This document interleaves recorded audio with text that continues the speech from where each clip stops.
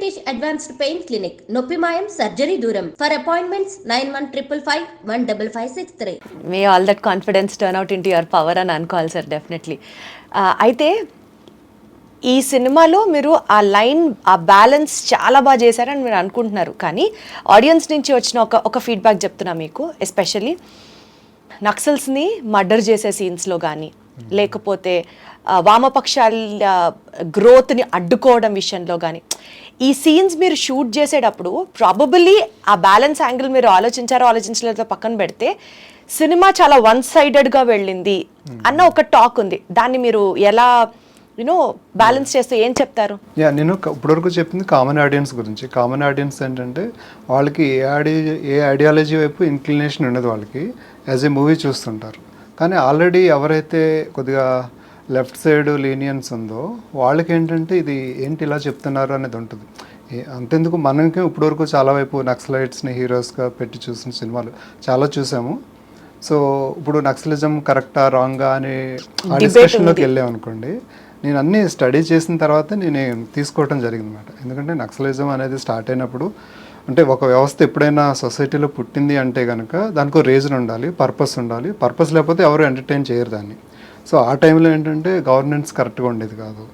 So remote విలేజెస్లో అయితే అసలు చాలా దారుణంగా ఉండేది. అట్రాసిటీస్, పేదల పట్ల దొరల ఆధిపత్యాలు, వెట్టి చాకరీలు అన్నీ జరిగినాయి తెలంగాణలో. అప్పుడు అంటే ఇలాంటి అట్మాస్ఫియరే అన్ని చోట్ల ఉండేది ఆల్మోస్ట్ ఇండియాలో, వేరే స్టేట్స్లో కూడా, బెంగాల్లో కానీ. సో అక్కడ నక్సలిజం పుట్టి మెల్లగా ఇటువైపు కూడా వచ్చింది. కాకపోతే స్టార్ట్ అయింది చాలా జెన్యున్గా స్టార్ట్ అయినా కూడా దాన్ని హైజాక్ చేస్తారన్నమాట. ఇప్పుడు గవర్నమెంట్ వచ్చింది మంచి పాలన ఇవ్వడానికి. గవర్నమెంట్లో అందరూ మంచివాళ్ళు ఉంటారా? అందరూ స్కామ్లు చేస్తారు కదా, ప్రతి ఒక్కడు స్కామ్ చేస్తాడు కదా. పోలీసులు అందరూ మంచివాళ్ళు ఉంటారా? వచ్చింది మంచి చేయడానికి, ప్రతి దాంట్లో మంచి చెడు ఉంటుంది. అలా మనుషుల్లో మంచి చెడు ఉంటుంది. కాకపోతే ఈ వ్యవస్థ ప్రిన్సిపల్స్ ఏంటంటే మన ఐడియాలజీని ఎవరన్నా రాంగ్ కాదు తప్పు అని అంటే కనుక వాళ్ళని చంపేయటం వాళ్ళ ప్రిన్సిపల్స్ అయిపోయింది. రైట్. ఇప్పుడు వ్యక్తులు మంచి చెడు ఉండొచ్చు, కానీ వ్యవస్థ ప్రిన్సిపల్సే మన వ్యతిరేకంగా ఎవరిని వస్తే వాళ్ళు చంపేయాలి అని వ్యవస్థ ప్రిన్సిపల్స్ పెట్టుకుంటే అందులోకి ఆ వ్యవస్థలోకి మంచి వాళ్ళు వచ్చినా చెడ్డవాళ్ళు వచ్చినా ఏదొచ్చినా ఎవరు వచ్చినా కూడా వాళ్ళు చేయాల్సింది ఏంటంటే అవతల వ్యక్తులను చంపేయటం. ఇప్పుడు ఇది లెఫ్ట్ అనుకోండి, రైట్ వాళ్ళది ఏంటంటే వీళ్ళకి చంపటం కాదు, మనం డిస్కస్ చేద్దాం, లేకపోతే మన ఐడియాలజీ అది కరెక్ట్ కాదని డిబేట్ చేద్దాం. డిబేట్కి రెడీ లేకుండా లేదు మాట్లాడదామని వచ్చిన వాళ్ళని చంపేయటం అనేది ఎంతవరకు కరెక్టు? అది యాక్సెప్ట్ చేయలేం కదా. అది అప్పుడైనా ఇప్పుడైనా అది ఎప్పటికీ యాక్సెప్ట్ చేయలేం. నా ఫీలింగ్ ఏంటంటే వాళ్ళ ఒపీనియన్స్ మనం ఎన్నాళ్ళు విన్నాం. నక్సలైట్స్ హీరోగా అని చెప్పినా కూడా మనం విన్నాం, చూస్తాం, సినిమాలు హిట్ చేసాం. సో ఆపోజిట్ ఒపీనియన్ వస్తే వాళ్ళు కూడా రెస్పెక్ట్ చేయాలి. వాళ్ళకి ఆ మాత్రం అన్న సంస్కారం ఉంటే అవును కదా వాళ్ళ ఒపీనియన్ కూడా మనం వినాలి కదా అని వాళ్ళు అనుకోవాలి. అది కూడా లేకుండా అటాక్ చేయడాలు లేకపోతే చంపేయడాలు అంటే అది ఇంకా సివిలైజ్డ్ వాళ్ళు ఉన్నారా లేదా? అంటే నాకు మీరు కంప్లీట్ గా కన్విన్స్ అయ్యి నక్సలిజం ని సపోర్ట్ చేయకూడదు, you have to also give a chance to others అని అనిపించింది అని అనుకుంటున్నాను. Because you're convinced on that point. ఈ సీన్స్ రాసేటప్పుడు సార్ స్పెషల్లీ మీకు ఏమైనా భయం వేసిందా, or you are very confident సరే రాసేసాం? సినిమా రిలీజ్ అయిన తర్వాత మీకు ఏమైనా బెదిరింపు కాల్స్ వచ్చాయా? అంటే నాకు అలా ఏమి రాలేదండి. ఇప్పుడు నేను అంటున్నా కదా, అప్పుడు అలాంటి సొసైటీ. ఇప్పుడు ఏంటంటే మనందరం ఎవాల్వ్ అయ్యాం. కొన్ని ఐడియాస్ అనుకుని కన్క్లూడ్ అయిపోయి ఆ కన్క్లూజన్స్ ప్రకారం కొంతమందిని చంపేయటాలు లేకపోతే అటాక్ చేయడాలు కాదు. ఇప్పుడు ఏంటంటే అందరూ హ్యాపీగా ఉండాలి, అందరూ కోరుకునేదే కదా. నీ ఒక్కడనే కాదు, పేదవాళ్ళు కూడా హ్యాపీగా ఉండాలి, నా ఇంట్లో పని చేసేవాళ్ళు హ్యాపీగా ఉండాలి, నాకు పని ఇచ్చిన వాడు హ్యాపీగా ఉండాలి.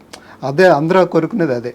ఎక్కడన్నా చిన్న చిన్న కాన్ఫ్లిక్ట్స్ ఉంటే కనుక డిస్కస్ చేసుకోవాలి, లేకపోతే ఆర్గ్యూ చేసుకోవాలి, లేదంటే పోలీస్ స్టేషన్స్కి వెళ్ళాలి, కోర్ట్స్కి వెళ్ళాలి. అంతే తప్ప చంపేయడాలు అనేది ఈ సొసైటీలో సివిలైజ్ వరల్డ్లో చేయడానికి అంటే మన అట్లీస్ట్ రైట్స్ లేవు. కానీ అట్లీస్ట్ అప్పటికిప్పటికి సొసైటీ చాలా మారింది. అదే ఫ్యూ డికేట్స్ బ్యాక్ వేరు, ఇప్పుడు వేరు కదా. సో ఇప్పుడు సోషల్ మీడియా ఉంది, సో ఇప్పుడు కూడా అలా చేయరు కదా అనేది నా నమ్మకం. సో మీకు రాసేటప్పుడు భయం వేయలేదు, మీకు ఎలాంటి బెదిరింపు కాల్స్ రాలేదు దాని తర్వాత సినిమా రిలీజ్ అయ్యాక? లేదండి. So no criticism ever faced so far? చాలా మంది భయపెట్టారు, ఏదో that's what I wanted to know sir. అదే చెప్పాలి, మీరు భయపెట్టారు. కానీ నేను అదే అంటున్నా, ఈ సొసైటీ మారింది. ఎందుకంటే ఎలా భయపెట్టారు చెప్పండి సార్? చేయొద్దు, మీరు నక్సలైట్ల ఏరియాలో తిరగొద్దు, వెళ్ళేటప్పుడు జాగ్రత్త అని కొంతమంది జర్నలిస్టులు చెప్పారు, కొంతమంది ఆర్టిస్టులు చెప్పారు. వాళ్ళు ఇదివరకు నక్సలైట్ క్యారెక్టర్లు చేసిన ఆర్టిస్టులు చెప్పారు. చూసారా, ఇవి కదా సార్ మాకు చెప్పాలి మీరు. సో నేను అనుకున్నది ఏంటంటే ఇదే చెప్తున్నా కదా. సో మీ వర్షన్ అందరికీ ఎక్స్ప్లెయిన్ చేశారు. అంతే.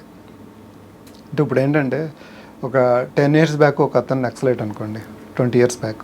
ఇప్పుడు వచ్చి చూస్తే నక్సలిజం లేకుండా ప్రాబ్లమ్ సాల్వ్ అయినాయి కదా. ఎందుకు అనవసరంగా అతను కొన్నాళ్ళన్నీ వెళ్ళి అడవిలోకి వెళ్ళి తన వాల్యుబుల్ టైం వేస్ట్ చేసుకున్నాడు అని అతనికి అనిపిస్తుంది.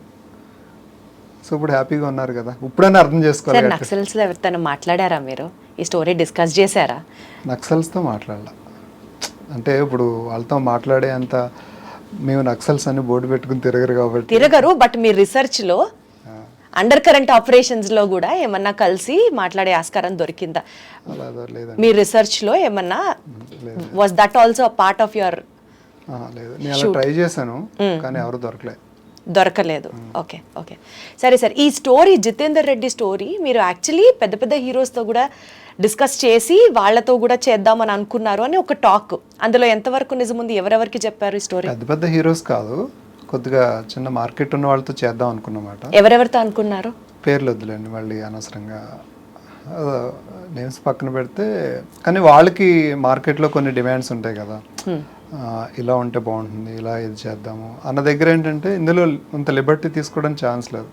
ఇది ఆటోబయోగ్రఫీ కదా. సో వాళ్ళు చెప్పిన చేంజెస్ చేయటం, కమర్షియల్గా ఒక పాట పెట్టడం కావాలని అలా పెట్టాం, కమర్షియల్గా పెట్టాలని పెట్టాం కాబట్టి అంతవరకు ఓకే.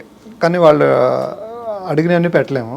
సో కాన్ఫ్లిక్ట్ స్టార్ట్ అవుతాయి, ఎందుకులే ముందే అర్థం అయ్యి సో కొత్త వాళ్ళతో వెళ్తే బెటర్ అని. సో బేసికల్గా ఈ షూట్ అప్పుడు అంతా ఈ సినిమా జర్నీ మొత్తం మీకు ఏదో ఒక రకంగా సినిమా కాన్ఫ్లిక్ట్ పాయింట్ దగ్గర ఆ స్ట్రెస్ అయితే తీసుకున్నారు అయితే.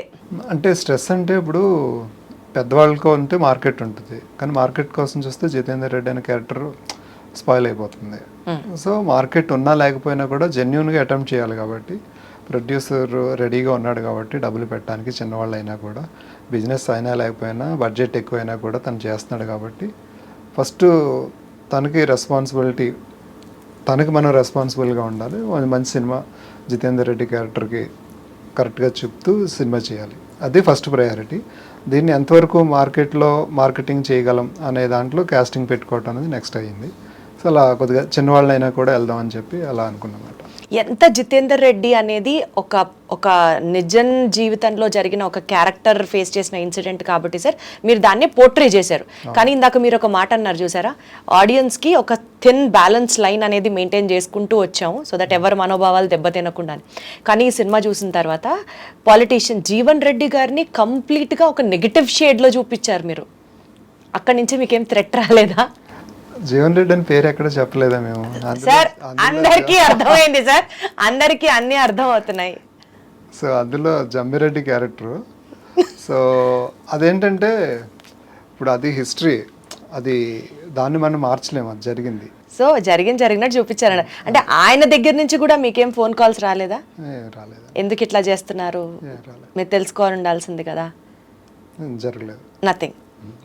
ఎస్పెషల్లీ ఈ సినిమా హీరో రాకేష్ గారిని, ఆయన అఫ్ కోర్స్ చాలా సినిమాలు చేశారు, బాహుబలిలో చేశారు, ఎక్సెట్రా.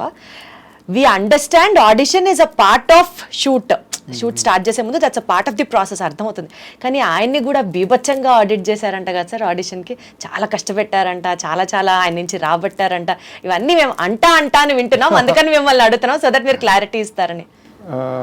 పెద్ద అంటే తను పర్టికులర్గా టార్చర్ చేసింది ఏం లేదు, అందరికి వచ్చిన వాళ్ళందరికీ ఒకటే టార్చర్. ఒకటంటే ఒక 2 pages డైలాగ్ ఉంటాయన్నమాట. 2 pages డైలాగ్ ఒక స్పీచ్ లాగా ఎమోషనల్గా in front of total crowd ఒక కాలేజ్ గ్యాదరింగ్లో ఒక చెప్పే డైలాగ్స్ ఉంటాయి కదా, అది మంచి ఎమోషనల్గా చెప్పాలి. 2 pages dialogue, monologue, single take చెప్పాలి. అది ఎవరు చెప్పగలిగితే, అంటే నేను ఆ స్పీచ్ అంటే నాకు అతని కింద ఆయనే నా లీడర్ అని నేను యాక్సెప్ట్ చేసేయాలన్నమాట వెంటనే. ఆ రేంజ్ పవర్ ఎవరికి ఉంది. సో ఆ ఒక్క సీన్ చేస్తే మిగతా సీన్స్ హ్యాపీగా చేసేయగలడు అనేది నమ్మకం అన్నమాట. సార్ ఈ ఆడిషన్ ఈ కాన్సెప్ట్లో సెట్ చేసింది మీరేనా సార్? మంచిది సార్, సంతోషం సార్. ఈసారి మీ సినిమాకి ఒకవేళ ఆడిషన్కి నేనే వచ్చాను అనుకోండి సార్, క్వశ్చన్ పేపర్ లీక్ చేయండి సార్. చాలా మంది వచ్చి పేపర్ తీసుకుని పరారు. కొంతమంది 1 వీక్ టైం తీసుకుని అప్పటికి రాక ఎందుకు సార్ అలా భయపెట్టేశారు పాపం? బికాస్ అంటే దట్ వాజ్ యువర్ యాక్చువల్, అంటే అప్పుడు కన్విన్స్ చేయగలిగితే ఇంకా లీడర్ క్వాలిటీస్ అన్నీ వాళ్ళకి ఉన్నాయి అన్నది మీ నమ్మకం, మీ ఇంట్యూషన్, మీ గట్ ఫీల్. అవునవును వండర్ఫుల్. ఆ టెస్ట్ పాస్ అయింది మన రాకేష్ గారా? అవునవును